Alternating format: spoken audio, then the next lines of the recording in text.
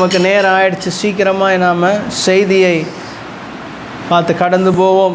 1 கொரிந்தியர் 9ஆம் அதிகாரம் எல்லாரும் எடுத்துக்கொள்ளுங்கள். இந்த மோஸ்ட்லி இன்றைக்கி முடிக்க முடியுமா, இல்லைன்னா முடிக்க முடியலன்னா நான் அடுத்த வாரமும் இதை நான் எடுப்பேன். 1 கொரிந்தியர் 9ஆம் அதிகாரம்.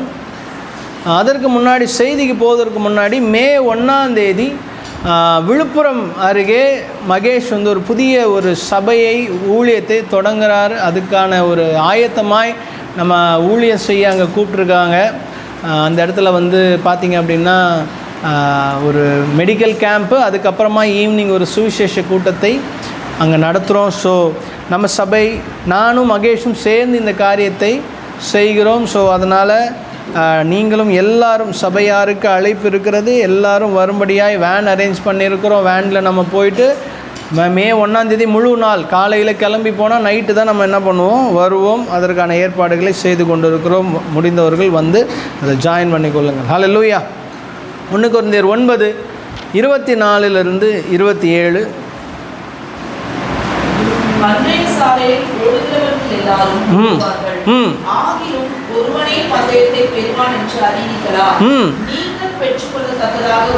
ஓகே,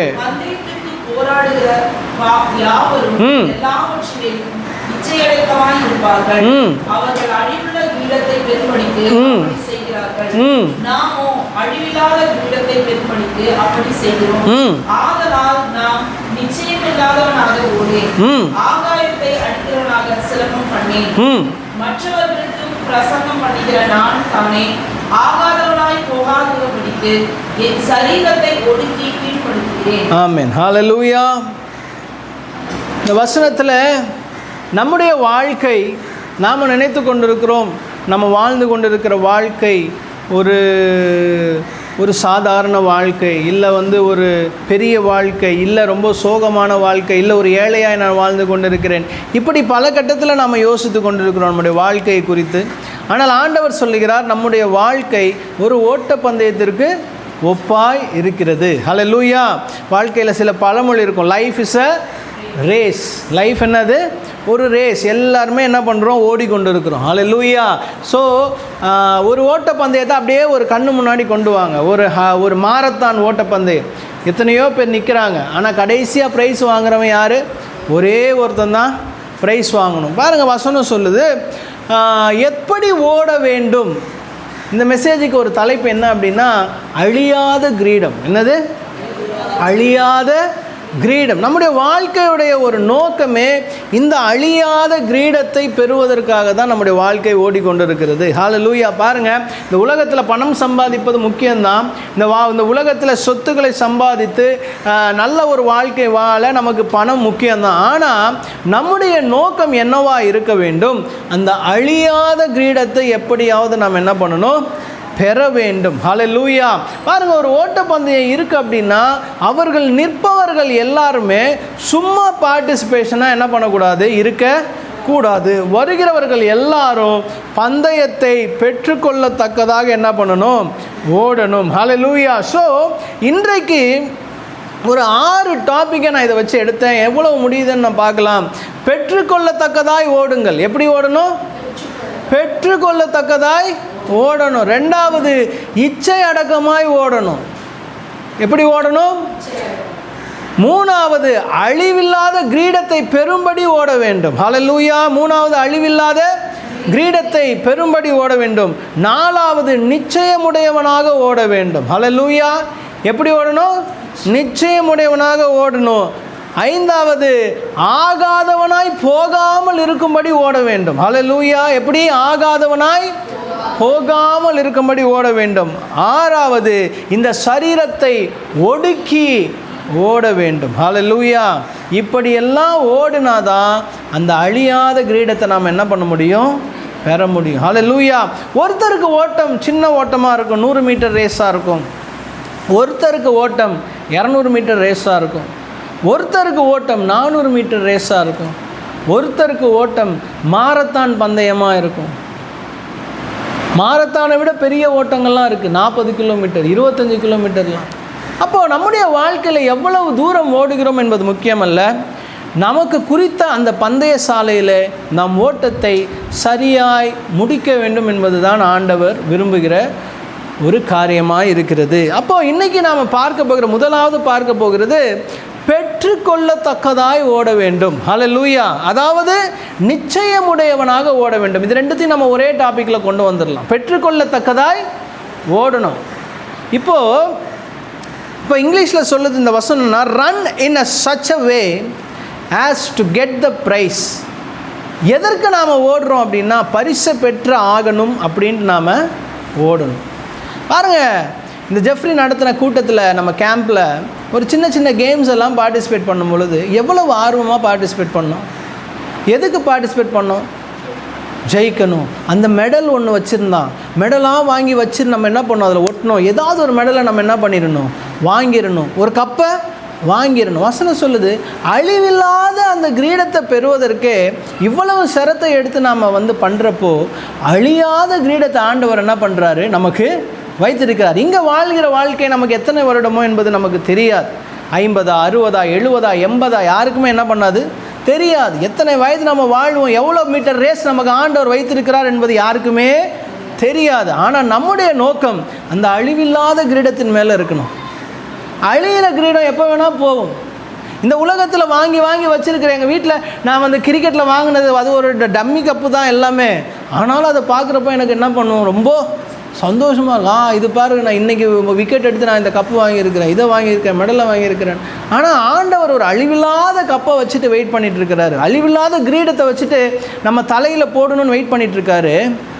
அப்போ நம்ம அதை பெற்றுக்கொள்ளத்தக்கதாக நம்முடைய வாழ்க்கை என்ன பண்ணணும், இருக்கணும். ஹல்லேலூயா சொல்லுங்கள் பார்க்கலாம். ஹல்லேலூயா. இப்போ நம்ம எதுக்கு ஓடுறோம்? வாழ்க்கை பந்தய பொருளை பெற்றுக்கொள்ளத்தக்கதாக என்ன பண்ணணும், ஓடணும். ஹல்லேலூயா. ஸோ எல்லாருமே ரன்னிங் ரேஸ் யாரெல்லாம் பார்ட்டிசிபேட் பண்ணியிருக்கீங்க? ரன்னிங் ரேஸ் எல்லாம் பார்ட்டிசிபேட் பண்ணியிருப்பீங்க. அப்போது வெற்றி பெறுவோம் என்ற நம்பிக்கை நமக்கு இருக்க வேண்டும். ஃபஸ்ட்டு நம்ம ஓட வரும் பொழுதே என்னாலலாம் முடிக்க முடியாது அப்படிங்கிற ஒரு நம்பிக்கையோடு என்ன பண்ணக்கூடாது, போக கூடாது. ஹல்லேலூயா. பாருங்கள், ஒரு இந்தியா ஆஸ்திரேலியா மேட்ச் இருக்குது அப்படின்னா 2 பேரும் என்ன பண்ணுவாங்க, எப்படி வருவாங்க அப்படின்னா, நம்ம இன்றைக்கி என்ன பண்ணணும், எப்படியாவது ஜெயிச்சாகணும். ஏன்னா 2 பேரும் ஈக்குவல் பவரோடு என்ன பண்ணுவாங்க, வருவாங்க. ஆனால் ஒருவேளை இந்தியா, நமீபியா இல்லை ஆஸ்திரேலியா கூட ஏதோ ஒரு சின்ன டீம், இட்டாலின்னு ஏதோ ஒரு டீம் ஆடுதுன்னு நினச்சிக்கோங்க கிரிக்கெட்டு. அவங்களுக்கு ஆடுறதுக்கு முன்னாடியே என்ன ஆகிடும் அப்படின்னா, நம்பிக்கை போயிடும். பேப்பர் அந்த டாஸு போடுறதுக்கு முன்னாடியே அவனுங்களாம் எப்படிப்பா நம்ம போய் இந்த டீமை ஜெயிக்கிறது அப்படின்ட்டு. பல பேர் நம்ம ஓடுகிற நாம் எப்படி தெரியுமா ஓடுகிறோம், நம்ம இப்படி பரிசுத்தமாய் ஓடி முடிக்க முடியுமா நம்முடைய வாழ்க்கையை? இதே மாதிரி ஊழியத்தை செய்து கொண்டே நம்மளால் ஓட முடியுமா? எவ்வளவு நாள் இந்த தியாகத்தை செய்து கொண்டு நம்மளால் ஓட முடியும்? எவ்வளவு நாள் இதே மாதிரி ஓடிக்கொண்டிருக்க முடியும்? ஒருவேளை சூழ்நிலைகள் மாறினால் நாம் எப்படி ஓட முடியும்? ஒருவேளை ஏதோ ஒரு இழப்புகள் நேர்ந்தால் நாம் எப்படி ஓட முடியும்? இந்த சபையை ஒருவேளை திடீர்னு அவர் நமக்கு போதும் நிறுத்திட்டார்னா நம்ம எப்படி ஓட முடியும்? இந்த மாதிரி எல்லாம் கேள்விகள் வரும் பொழுது ஆண்டவர் சொல்கிறாரு, அதை பற்றியெல்லாம் நீ கவலைப்படாத. வசனம் சொல்லுது, பெற்றுக்கொள்ளத்தக்கதாய் ஓடு. நீ ஓடும் பொழுது உனக்கு ஒரே நோக்கம்தான் இருக்கணும். இந்த கிறிஸ்தவ வாழ்க்கை வாழுகிற நமக்கு ஒரே ஒரு நோக்கம்தான் இருக்க வேண்டும், பெற்றுக்கொள்ளத்தக்கதாய் ஓடணும். ஹல்லேலூயா. நிச்சயமுடையவனாய் ஓடணும். கண்டிப்பாக நான் ஓடுவேன், ஜெயிப்பேன், அந்த கிரீடத்தை என்ன பண்ணுவேன், பெற்றுக்கொள்வேன். இப்படிப்பட்ட நம்பிக்கை இருந்தது ஒரே ஒரு ஆளுக்கு தான். அவர் என்ன சொன்னார் தெரியுமா? நல்ல போராட்டத்தை போராடினேன், ஓட்டத்தை முடித்தேன், விசுவாசத்தை காத்து கொண்டேன், இது முதல் நீதியின் கிரீடம் எனக்காக வைக்கப்பட்டிருக்கிறது. எப்படிப்பட்ட ஒரு வாக்கியம் பாருங்க பவுல் கிட்ட இருந்து. நல்ல போராட்டத்தை போராடினேன், ஓட்டத்தை முடித்தேன், விசுவாசத்தை என்ன பண்ணேன், காத்து. இப்படி ஒரு தைரியம் நமக்கு இருக்கணும். ஏன்னா அழிவில்லாத கிரீடத்தை ஆண்டவர் நமக்கு என்ன பண்ணுறாரு, வைத்திருக்கிறார். வசனம் சொல்லுது, மறுபடியும் நான் வாசிக்கிறேன், பந்தய சாலையில் ஓடுகிறவர்கள் எல்லாரும் ஓடுவார்கள், ஆனாலும் ஒருவனே பந்தயத்தை பெறுவான் என்று அறியீர்களா? நீங்கள் பெற்றுக்கொள்ளத்தக்கதாக ஓடுங்கள். ஆனால் உலகம் ஒருவேளை ஒருத்தருக்கு பரிசு கொடுக்கலாம், ஆனால் ஆண்டவர் யாரெல்லாம் ஓட்டத்தை முடிக்கிறாங்களோ எல்லாருக்கும் பரிசை தர்றார். ஹல்லேலூயா. இந்த நேரத்தில் வேகம் முக்கியம் கிடையாது, விவேகம் முக்கியம். ஹல்லேலூயா. அடுத்து பிடிச்சோன்னா கடகட கடகடன்னு ஓடி தடுமாறி கீழே விழுந்து மூஞ்செல்லாம் உடச்சிட்டு ஓடணும்னு ஆண்டவர் சொல்லலை. ஓடி ஓட்டத்தை என்ன பண்ணணும்? முடிக்கணும். ஹல்லேலூயா. ஒரு வீடியோ ரொம்ப வைரலாக இருக்கும், நீங்கள் பார்த்துருப்பீங்க. ஒரு பையன் ஓடுவார். அந்த பையனால் என்ன பண்ண முடியாது, பாதி ஓட்டத்துக்கு மேலே ஓட முடியாது. அப்போ கூட்டத்துலேருந்து அவங்க அப்பா என்ன பண்ணுவார்னா, அந்த பையனை தோள் மேலே பிடிச்சி அந்த லைனை கிராஸ் பண்ணுற வரைக்கும் என்ன பண்ணுவார், கூட்டிகிட்டு ஓடி வருவார். பாருங்கள், அப்படி தாங்க நம்ம அப்பாவும். நம்மளால் ஒரு வேளை ஓட்டத்தை முடிக்க முடியலன்னா நீங்கள் அப்பான்னு கூப்பிட்டீங்கன்னா அவர் அந்த ஓட்டத்தை முடிப்பதற்கு உங்களுக்கு என்ன பண்ணுவார், ஹெல்ப் பண்ணுவார். வசனம் சொல்லுது, விசுவாசத்தை துவக்குகிறவரும் விசுவாசத்தை முடிக்கிறவரும். அல்ஃபாவும் அவர் தான், ஒமேகாவும் அவர் தான், ஆதியும் அவர் தான், அந்தமும் அவர் தான். அதனால் இந்த ஓட்டப்பந்தயம்ங்கிறது நீங்கள் எப்போவுமே நினச்சிக்காதீங்க தனியாக நம்ம ஓடிட்டுருக்குறோம் அப்படின்னு. ஆனால் உங்கள் கூடவே ஆண்டவர் என்ன பண்ணுறாரு, உங்களுடைய ஓட்டத்தில் கூட வருவார். நமக்கு மிக முக்கியமான ஒரு காரியம், அந்த நிச்சயம் நமக்கு வேண்டும். நாம் கண்டிப்பாக இந்த ஓட்டத்தை முடிப்போம் என்கிற நிச்சயம் நமக்கு இருக்கணுங்க. அந்த கான்ஃபிடென்ட் இருக்கணும். அந்த கான்ஃபிடென்ட் இல்லைன்னா நம்ம ஓடுறது வேஸ்ட்டு. பல பிரச்சனைகள் வரலாம், என்ன வேணால் வரலாம். ஆனால் ஒன்று மட்டும் நமக்கு மைண்டில் கரெக்டாக இருக்கணும், நான் பெற்றுக்கொள்ளுவேன் அப்படிங்கிற ஒரு காரியத்தை. பிசாசு பல நேரங்கள் என்ன தெரியுமா பண்ணும், இந்த நம்மளால் இப்படி முழுசாக பரிசுத்தமாக வாழ முடியாதுப்பா, இந்த பாவத்தை உன்னால் என்ன பண்ண முடியாது, மேற்கொள்ள முடியாது, உன்னால் ஓட்டத்தை முடிக்க முடியாது அப்படின்னு சொல்லி சொல்லி சொல்லி சொல்லி நம்மளை என்ன பண்ணுவான், கொண்டு போவான். அடுத்து ரெண்டாவது, சுற்றி பார்த்து கொண்டே ஓட முடியாது நம்மளால். ஹல்லேலூயா. எப்படி ஓடக்கூடாது, சுற்றி பார்த்து கொண்டே பெற்றுக்கொள்ளத்தக்கதாய் ஓடும் பொழுது நாம் இப்படி சுற்றி சுற்றி இங்கே என்ன நடக்குது அங்கே என்ன நடக்குதுன்னு பார்த்து கொண்டு இருந்தோம் என்றால் நம்மளால் பெற்றுக்கொள்ளத்தக்கதாக என்ன பண்ண முடியாது, ஓட முடியாது. பாருங்கள், அந்த முடிக்க வேண்டும் என்கிற நோக்கம் இருக்கணும். அங்கே பந்தய பொருள் நம்ம கண்ணுக்கு தெரியணும். அந்த அழிவில்லாத கிரீடம் உங்கள் கண்ணுக்கு தெரியணும். ஆண்டவர் அந்த கிரீடத்தை வைத்து கொண்டு ஸ்தேவானுக்கு எப்படி ஆண்டவர் அது மேலே நின்று அப்படி பார்த்து கொண்டு இருக்கிறாரோ அந்த தரிசனம் உங்களுடைய கண்களில் தெரிந்தால் நாம் பெற்றுக்கொள்ளத்தக்கதாய் ஓடுவோம். ஹல்லேலூயா. பாருங்கள், ஸ்தேவானுக்கு இந்த உலக வாழ்க்கை ஒரு பெரிய பொருட்டாகவே இல்லைங்க. அந்த நேரத்தில் அவன் ஏதோ ஜால்ஜாப்புக்கு மற்றவங்க முன்னாடி ஆண்டவரை மறுதளித்து அவன் வாழ்க்கையை வாழ்ந்திருக்கலாம். ஆனால் அவனுக்கு அது நோக்கம் இல்லை. அவன் மரிக்கும் பொழுது 25-26 வயது கூட இருந்திருக்காதுன்றாங்க வசனம் வரலாற்று ஆசிரியர் சொல்கிறாங்க. 25-26 வயது, 30 வயது. யாக்கோபு மரிக்கும் பொழுது 30 வயது சில்லற எல்லாம் பாருங்கள். ஆனால் அவர்களுடைய நோக்கம் அந்த அழிவில்லாத கிரீடத்தை பெற்றுக்கொள்ள வேண்டும். அழிவுள்ள கிரீடத்தை பெற்றுக்கொள்வதற்கான நோக்கத்தோடு அவங்க என்ன பண்ணலை, ஓடலை. ஸ்தேவான் கண்ணை திறந்து பார்க்குறாரு. கண் அப்படியே தரிசனத்தை பார்க்கும் பொழுது ஆண்டவர் தேவனுடைய வலது பார்சத்தில் நிற்கிறதை பார்க்கிறார். மேபி அவர் கையில் அந்த அழிவில்லாத கிரீடத்தை அவர் பார்த்துருக்கலாம். இந்த கிரீடத்துக்காகத்தானே நாம் இவ்வளோ நாள் ஓடிக்கொண்டு இருக்கிறோம், இந்த கிரீடத்துக்காகத்தானே, இந்த கிரீடம் ஒரு நாள் கிடைக்காதான் தானே ஓடிக்கொண்டு இருக்கிறோம்னு ஸ்தேவான் ஒரு சந்தோஷமாக பார்த்து, ஆண்டவரே உங்களுடைய கைகளில் என் ஜீவனை என்ன பண்ணுறேன், நான் ஒப்பு கொடுக்குறேன். ஏன்னா அந்த அழிவில்லாத கிரீடத்தின் மேல் உள்ள வாஞ்சை. அப்போது நமக்கு பாருங்கள், இப்போ நம்ம ஓடணும் அப்படின்னா சில பேசிக் கைட்லைன்ஸ் இருக்குது. ஒரு ரன்னிங் ஓடணும் அப்படின்னா வெறும் காலில் நம்ம என்ன பண்ணக்கூடாது, ஓடக்கூடாது. ஒரு ஷூ என்ன பண்ணணும், போட்டிருக்கணும். அப்படின்னு பார்த்தீங்கன்னா நல்லா வயிறு ஃபுல்லாக ரொப்பி சாப்பிட்டுட்டு நல்லா 2 பிளேட் பிரியாணி சாப்பிட்டுட்டு நம்மளால் ரன்னிங் ரேஸ் என்ன பண்ண முடியாது, ஓட முடியாது. அதே நேரத்தில் ஒன்றுமே சாப்பிடாமையும் என்ன பண்ண முடியாது, ஓட முடியாது. அப்போது பல ரூல்ஸுகள் இருக்குதுங்க. அடுத்தது, இது ஒரு குறுகிய ஓட்டம் கிடையாது. நல்லா கவனிச்சுக்கோங்க, இது ஒரு ஷார்ட் டிஸ்டன்ஸ் ஓட்டம் கிடையாது. ஆண்டவர் சொல்லிட்டாரு, இந்த ஒரு வாரம் நீ பரிசுத்தமாக இருந்தீங்கன்னா பரலோகத்துக்கு போயிடலாம் அப்படின்னு ஆண்டவர் ரூல் போட்டிருந்தாருன்னு நினச்சிக்கோங்க. ஒரு வாரம் நசரேய விரதம் மாதிரி, நான் சொன்ன நசரேய விரதம் நம்ம டைம் எடுத்து இந்த டைம்லேருந்து இந்த டைம் வரைக்கும் நான் நசரேய விரதம் எடுக்கலாம் அப்படின்னு டைம் எடுத்து பண்ணலாம்.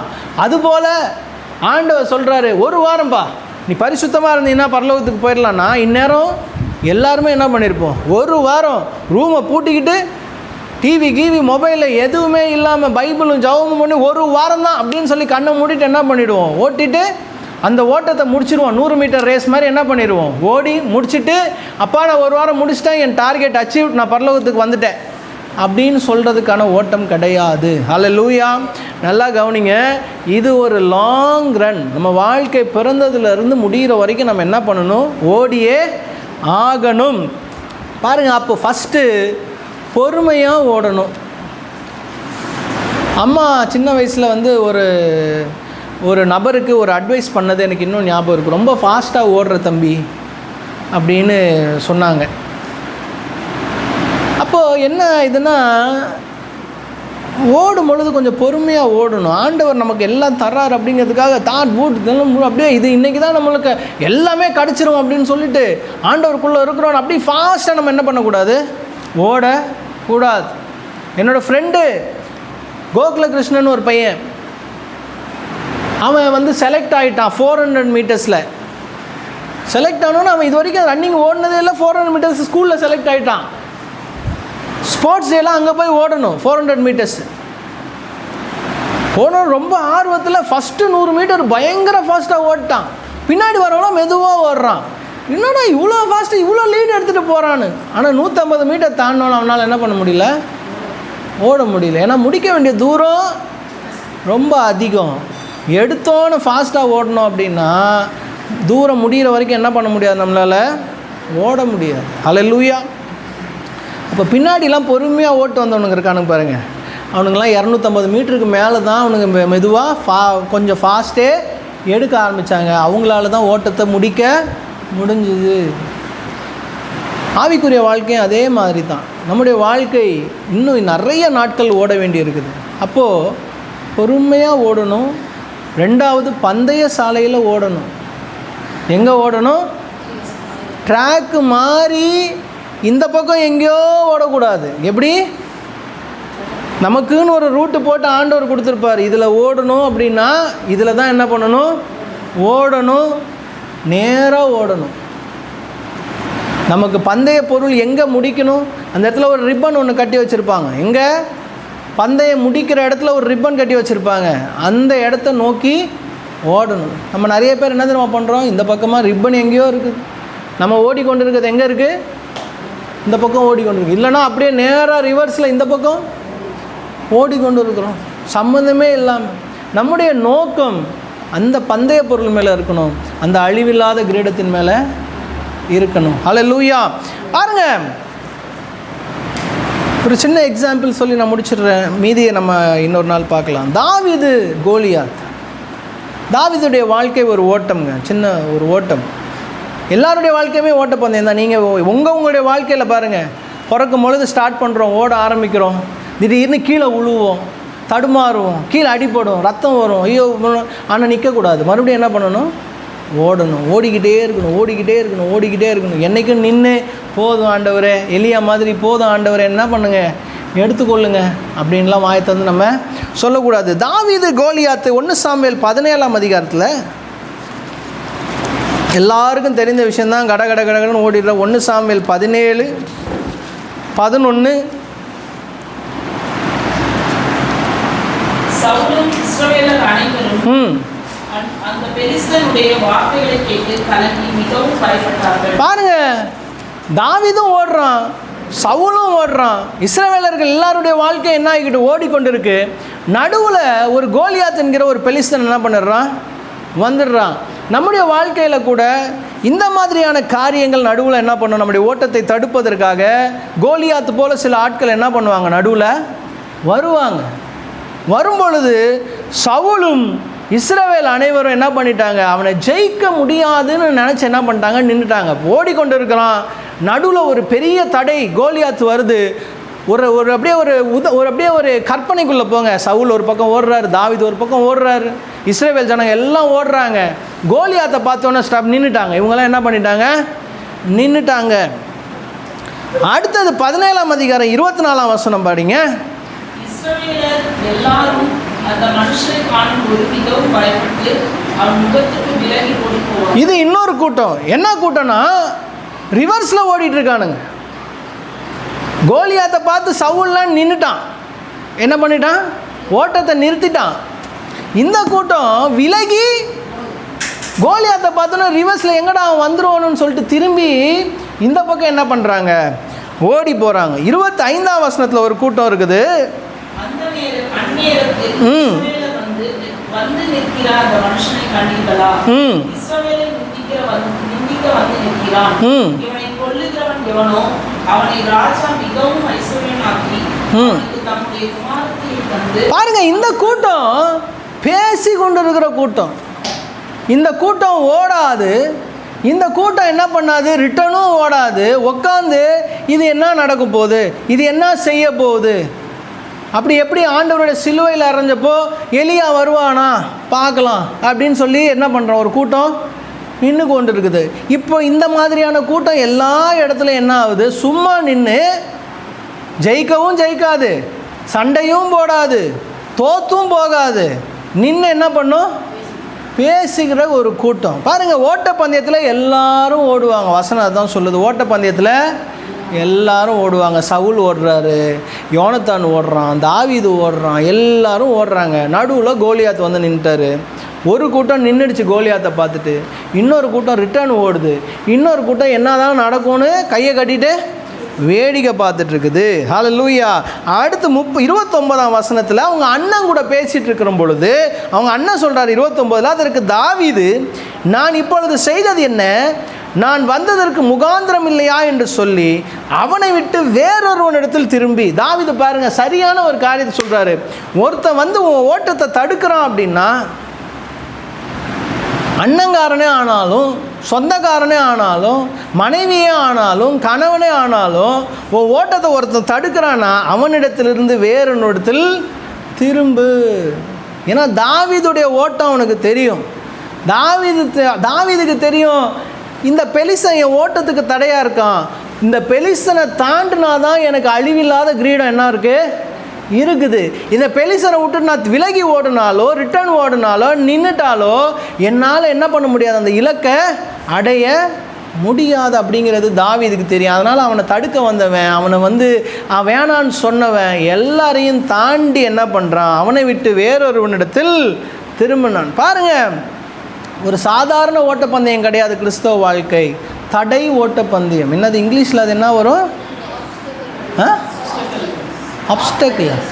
சரி, இதை தாண்டி தடை தாண்டி என்ன பண்ணணும்? ஹர்டில் ரேஸு. என்னது ஹர்டில் ரேஸு? அப்போது நம்ம பார்த்தீங்கன்னா கோலியாத்து பெரிய தடையாக இருக்கிறான். அதை தாண்டி என்ன பண்ண முடியல, ஓட முடியல பல பேரால். தாவீதால் மாத்திரம்தான் ஓட முடியுது. வசனம் சொல்லுது, சவுல் சொல்கிறாரு, எப்பா இந்த ராஜாவுடைய ட்ரெஸ் எல்லாம் என்ன பண்ண, நீ போட்டுட்டு ஓடு. பல நேரங்களில் அப்படிப்பட்ட ஒரு சூழ்நிலைக்குள்ளே நாம் வந்துடுறோம். தேவையில்லாத பாரத்தை தூக்கி சுமந்து ஓடுகிறவர்கள் போடுகிற ட்ரெஸ் எல்லாம் பார்த்திங்க அப்படின்னா அவர்களுடைய உடம்புல வெயிட்டே இருக்காத மாதிரி தான் ஒரு ட்ரெஸ் என்ன பண்ணுவாங்க, அவங்க போடுவாங்க. அப்போ தான் உடம்பு ஃபுல் ஃபோர்ஸில் என்ன பண்ண முடியும், கோலியாத்தோ அடிக்கிறதுக்கு தாவீது மேலே தூக்கி ராஜாவோட ட்ரெஸ்ஸை போட்டு, பட்டயத்தை போட்டு, தலையில் இதை போட்டு, கிரீடத்தை போட்டு தாவீது போட்டார். இதெல்லாம் போட்டால் என்னால் என்ன பண்ண முடியாது, ஓட முடியாது. வசனம் சொல்லுது எபிரேயர் 12:1, மேகம் போன்ற திரளான சாட்சிகள் சூழ்ந்திருக்கும் பொழுது நம்மை சுற்றி இருக்கிற பாரமான யாவற்றையும் எடுத்துக்கொள்ளுங்களேன். அந்த வசனத்தை எரேமியா 12, எரேமியான்ற எபிரேயர் 12:1.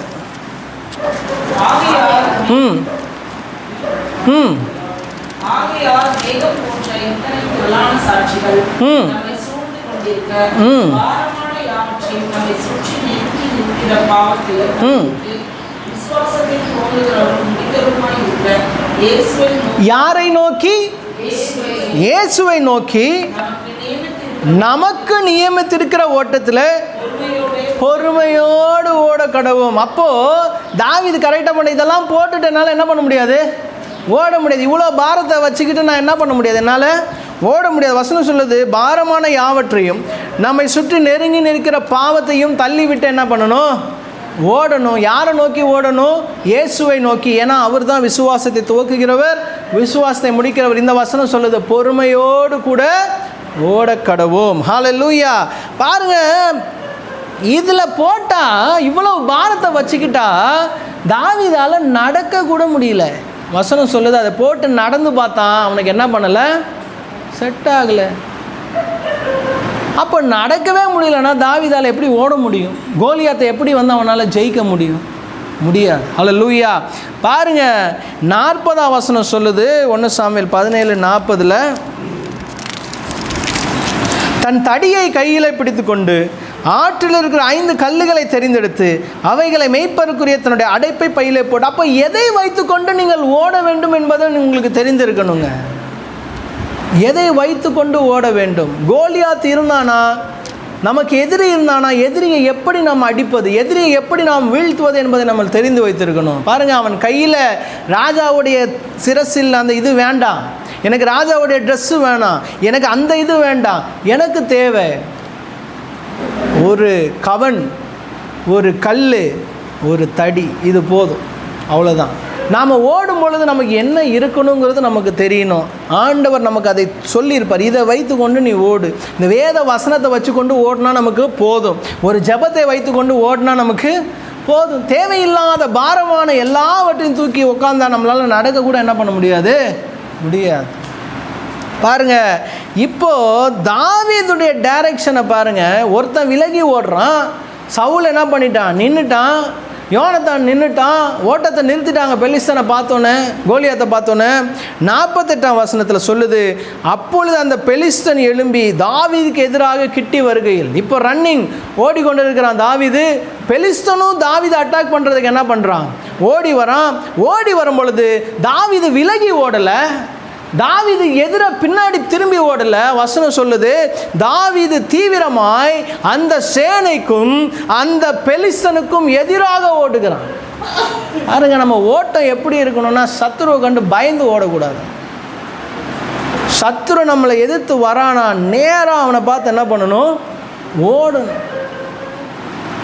அழியாத கிரீடத்தை பெறுவது என்பது சுலபம் கிடையாது. அழிவுள்ள கிரீடத்தை பெறுவதற்கே அவ்வளவு பிளான் இருக்கும்போது, இந்த அழியாத கிரீடத்தை பெறுவதற்கு ஆண்டவர் எவ்வளவு எதிர்பார்ப்பு பாருங்கள். ஸோ பாருங்கள், வசனம் சொல்லுது, உம்மாலே நான் ஒரு சேனைக்குள் பாய்வேன், உம்மாலே நான் ஒரு மதிலை தாண்டிடுவேன். அப்போது சேனைக்குள் பாய்றது எப்படின்னா, பாய்வது எப்படின்றால் ஓடுவதை விட ஃபாஸ்ட்டாக. சிறுத்தை தான் என்ன பண்ணும்? பாயும். அப்போ சிறுத்தை நின்று கொண்டு பாயுமா? ஓடுனா தான் என்ன பண்ண முடியும்? பாய முடியும். நின்று கொண்டு ஒரு மதிலை தாண்ட முடியுமா? இப்படியே நின்று ஜம்ப் பண்ணி ஒரு மதிலை? அப்போ என்ன பண்ணணும்? ஃபஸ்ட்டு நாம் ஓடணும். ஹல்லேலூயா. ஸோ இன்றைக்கு பெற்றுக்கொள்ளத்தக்கதாக ஓடுங்களை பார்த்துருக்குறோம். ஹல்லேலூயா. நிச்சயமுள்ளவனாக ஓடுங்கள்களை குறித்து பார்த்துருக்கோம். ஸோ வருகிற வாரத்தில் இச்சை அடக்கமாய் ஓடுங்கள், அழிவில்லாத கிரீடத்தை பெறும்படிக்கு ஓடுங்கள், ஆகாதவனாய் போகாதபடிக்கு ஓடுங்கள், சரீரத்தை ஒடுக்கி ஓடுங்களை குறித்து நம்ம அடுத்த வாரம் பார்ப்போம். அப்படியே கண்களை மூடுங்க, பார்க்கலாம். ஏசப்பா, அம்மை ஸ்தோத்திரிக்கிறோம், மை துதிக்கிறோம் ஆண்டவரே, மை வாழ்த்துக்கிறோம் அப்பா, அம்மை போற்றுகிறோம். நாங்கள் எப்படி ஓட வேண்டும் என்று ஆண்டவர் எங்களுக்கு இன்றைக்கி சொல்லிக் கொடுத்தீங்கப்பா. இந்த அழிவில்லாத கிரீடத்தை பெரும்படிக்கு நாங்கள் ஓட கிருபை கொடுப்பீராக. மது கரவுடைய கிருபை தயவு இருக்கட்டும். இந்த நாளில் வந்த அனைவரையும் அது கருத்தில் ஒப்பு கொடுக்கிறேன். நீரை பொறுப்படுத்திக்கொள்ளுங்க, காத்துக்கொள்ளுங்க. மீண்டும் ஆண்டவர் அடுத்த வாரம் நாங்கள் சந்திக்கும் வரை உமது கிருபை தயவு இருக்கட்டும். மீட்பரட்சமான இயேசுவின் நாமத்தை கேட்கிற நல்ல பிதாவே, ஆமென். என் ஆத்துமாவே கர்த்தரை ஸ்தோத்திரி, என் முழு உள்ளமே திரும்ப நாமத்தை ஸ்தோத்திரி. என் ஆத்துமாவே கர்த்தரை ஸ்தோத்திரி. கர்த்தர் செய்த சகல உபகாரங்களையும் மறவாதே. அவர் உன் அக்கிரமங்களை எல்லாம் மன்னித்து, உன் நோய்களை எல்லாம் குணமாக்கி, உன் பிராணனை அழிவுக்கு விலக்கி மீட்டு, கிருபையினால் இரக்கங்களினால் உன்னை முடிசூட்டி, நன்மையினால் உன் வாயை திருப்தி ஆக்குகிறார். கழுகுக்கு சமானமாய் உன் வயது திரும்ப வாழ வைத்து போலாகிறது. கர்த்தர் உன்னை ஆசீர்வதித்து உன்னை காக்க கடவர். கர்த்தர் தம்முடைய முகத்தை உன்மேல் பிரகாசிக்க பண்ணி உன்மேல் கிருபையாக இருக்க கடவர். கர்த்தர் தம்முடைய முகத்தை உன்மேல் பிரசன்னமாக்கி உனக்கு சமாதானம் கட்டளையிட கடவர் என்பதே. ஹல்லேலூயா. கர்த்தர் உங்களோடு கூட இருப்பாராக. கர்த்தர் உங்களை ஆசீர்வதிப்பாராக. கர்த்தராகிய இயேசு கிறிஸ்துவின் அன்பும் கிருபையும் சமாதானமும் ஐக்கியமும் உங்கள் அனைவரோடு கூட இருக்கட்டும். ஆமென், ஆமென், ஆமென். ஹல்லேலூயா, ஹல்லேலூயா, ஹல்லேலூயா.